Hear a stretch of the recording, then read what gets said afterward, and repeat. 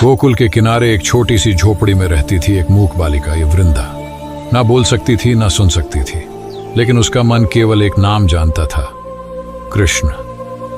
हर सुबह वृंदा तुलसी के पत्ते चुनती और मिट्टी की थाली में रखकर नंद बाबा के आंगन के बाहर छोड़ जाती। कोई नहीं जानता था यह किसकी भेंट है, सिवाय कृष्ण के।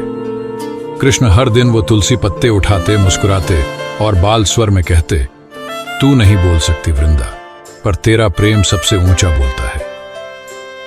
एक दिन जब बारिश बहुत तेज हुई, नंदगांव में बाढ़ जैसा हाल हुआ।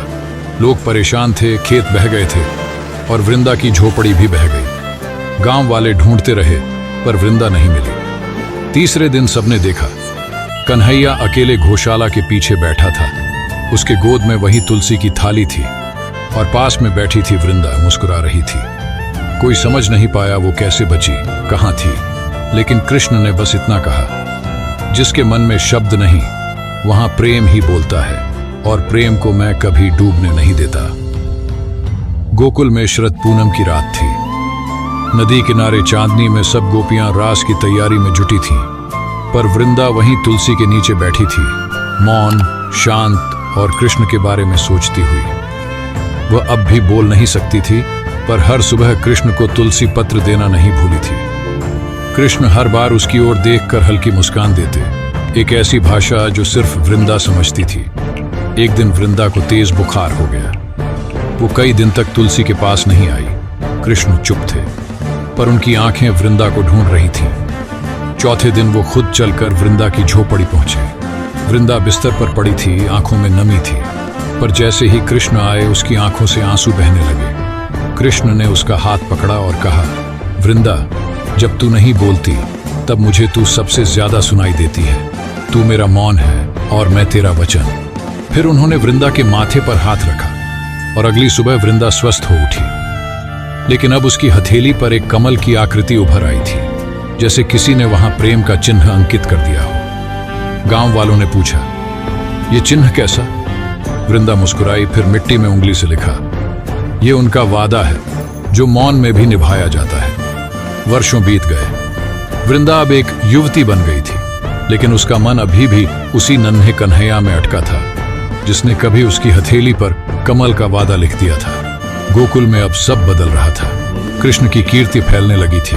वो अब मथुरा जाने वाले थे। सब लोग उत्साहित थे, पर वृंदा चुप थी, जैसे उसका मन जानता हो, अब यह मौन कभी टूटा नहीं जाएगा।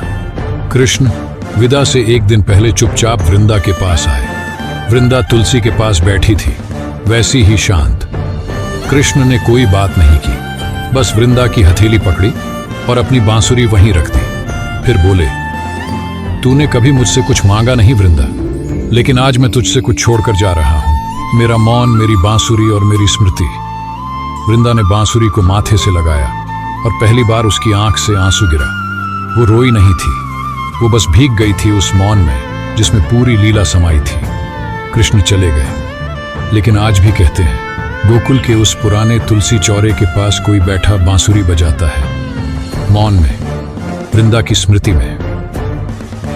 मथुरा में युद्ध छिड़ा, कंस मारा गया।